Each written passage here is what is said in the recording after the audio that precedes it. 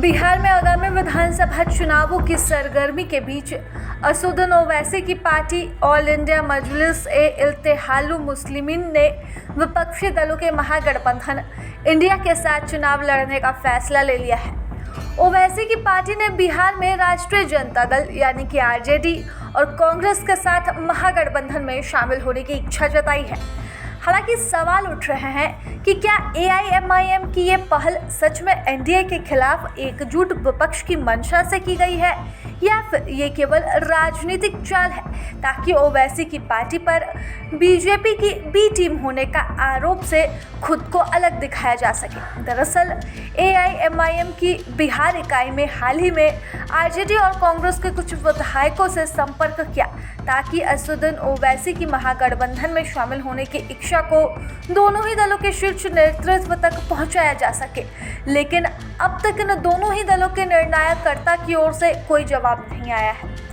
AIMIM की बिहार इकाई के अध्यक्ष अख्तरुल इमान ने मंगलवार को बताया कि उनकी पार्टी ने आरजेडी नेता तेजस्वी यादव से संपर्क किया। उनके कुछ करीबी विधायकों के जरिए इस प्रस्ताव के साथ ही दोनों ही पार्टियां विशेषकर बिहार के मुस्लिम बहुल सीमांचल क्षेत्र में एक साथ हैं। हालांकि इस पर दोनों ही पार्टियों की तरफ से अब तक कोई भी प्रतिक्रिया सामने नहीं आई है। बिहार एआईएमआईएम अध्यक्ष ने बताया कि हम बीजेपी के खिलाफ है और इसलिए हमने तेजस्वी यादव से महागठबंधन में शामिल होने का प्रस्ताव उनके विधायकों के माध्यम से भेजा है। अब फैसला उनका है। उनके विधायकों ने मुझे बताया कि मेरा प्रस्ताव विचाराधीन है और अब तक खारिज नहीं किया गया।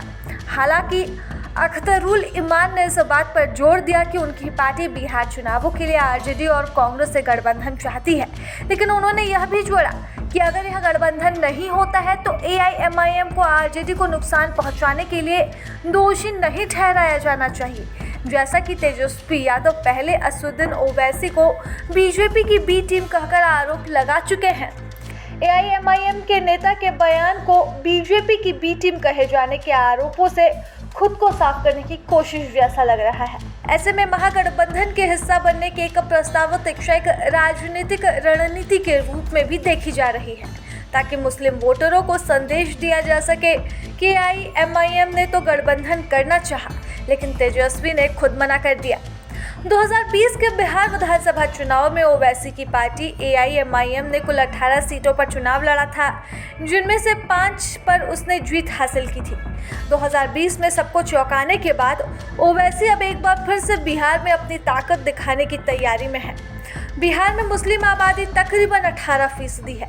राज्य के सीमांचल का इलाका जिसमें किशनगंज, अररिया, पूर्णिया, कटिहार जैसे जिले शामिल हैं, उन्हें मुस्लिम बहुल माना जाता है। किशनगंज में तो तकरीबन 76% मुस्लिम आबादी है। ओवैसी ने बड़ी प्लानिंग के साथ इसी इलाके में बीते विधानसभा चुनाव के अंदर अपने उम्मीदवार उतारे थे और तेजस्वी यादव को बड़ा झटका दे डाला था। बीते विधानसभा चुनाव में ओवैसी ने तो चुनौती तेजस्वी और महागठबंधन के सामने पेश की थी, उसे वह और आगे बढ़ाने की तैयारी में है। बिहार के सियासत में तेजस्वी की पार्टी भले ही विधानसभा चुनाव में डार्क हॉर्स रही हो, लेकिन इस बार महागठबंधन में ओवैसी पर नजर टिकाए बैठी है। देखने वाली बात रहेगी कि क्या महागठबंधन इस बार ओवैसी के प्रस्ताव को स्वीकार करती है या फिर नहीं। प्रभातखबर.com, विश्वास वही, रफ्तार नहीं।